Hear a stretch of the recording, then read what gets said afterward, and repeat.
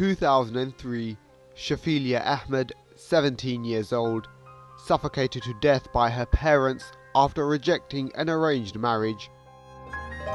2006, Banaz Mahmood, raped, tortured and killed. Her father and cousins were convicted of her murder. 2011, Amrit Kaur Obi, 24 years old, killed by her father for allegedly being too Western. These young women are just some of the victims of so-called honour killings. The gruesome execution-style murders are enough to send tremors through any society, but for some, what's most shocking is the fact that they all took place here in Britain. In recent times, calls have been made for the authorities to take more action against honour-killing crimes, as well as other surrounding issues. One of the groups leading the campaign for this is the London-based Kurdish and Middle Eastern Women's Organisation. The group has become a refuge for mainly Middle Eastern women who suffer from issues such as domestic abuse, genital mutilation, or possible honour-related crimes. Gona Saeed is the project manager and one of the founders of the organisation. Kurdish women have very similar problems as they have in our countries, and they could face murder, they could face violence every day, and therefore we need to establish something where we could provide support and help. Nobody can be sure exactly how many people in the UK are affected by honour-type crimes. Some statistics have suggested that around 3,000 people are every year.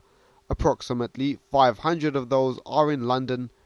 Those affected are often from culturally strict families who see their actions as protecting women rather than abusing them. It's that dangerous culture which can and has led to murder. Sausan Salim is the director and also one of the founding members of the Kurdish and Middle Eastern Women's Organisation. Domestic violence is increasing.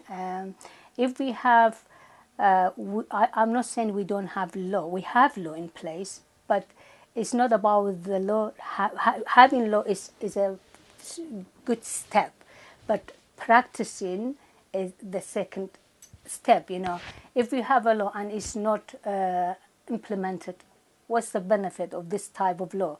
This is a part of our pressure is to encourage the police and the local authority and the people who are at this stage to take action. Officials say that there are stringent laws and deterrents in place to deter honour crimes, but one of the fundamental problems is that these sorts of acts are often committed in close-knit communities, ones that are hard to penetrate. That's where organisations like this Middle Eastern one come into play, having more knowledge with the communities they are dealing with. And one of the main messages they want to send is there is no honour in honour killings.